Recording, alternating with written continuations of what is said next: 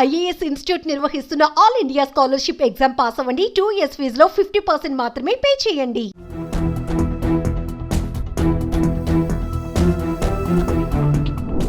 పొరిగింటి పుల్లకూర రుచి అన్నట్టు ఈ మధ్య జనాలు ఇంటి భోజనాన్ని వదిలేసి హోటల్స్కు పరుగులు తీస్తున్నారు.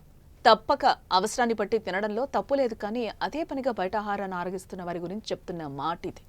ఇంటి దగ్గర ఇల్లాలు అమ్మ వంటను వదిలి హోటల్లో పెట్టే అపరిశుభ్రమైన భోజనాన్ని లొట్టలేసుకుంటూ తింటున్నారు.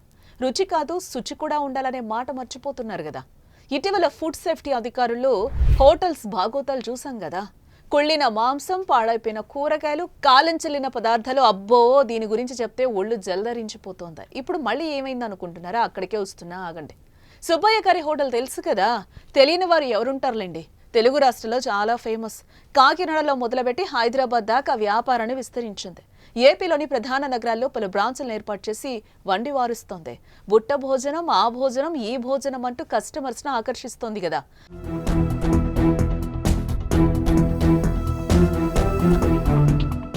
వెజ్ మెను అందించే ఈ హోటల్కు గిరాకీ కూడా ఎక్కువే. అక్కడి ఫుడ్ను కస్టమర్స్ లొట్టలేసుకొని తింటారు. కానీ వారిప్పుడు ఆ హోటల్లో జరిగిన విషయం చెప్తే వాంతి వస్తుంది.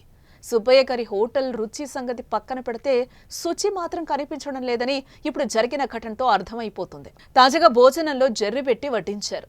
విజయవాడ బ్రాంచ్లోని సుబ్బయ్య గారి హోటల్కు వచ్చిన ఒక కస్టమర్ భోజనం ఆర్డర్ చేయగా అక్కడ సిబ్బంది ఫుడ్ తీసుకొచ్చి ఇచ్చారు. ఆ భోజనాన్ని చూడగా అందులో జర్రి వచ్చింది.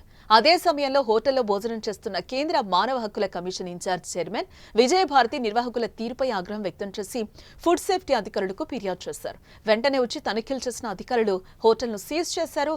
చాలా రెస్టారెంట్స్ యాజమాన్యాలు కనీస పరిశుభ్రతను పాటించడం లేదు. మసాలాలను దట్టించి రుచిగా ఏది పడితే అది ఇచ్చేస్తున్నారు.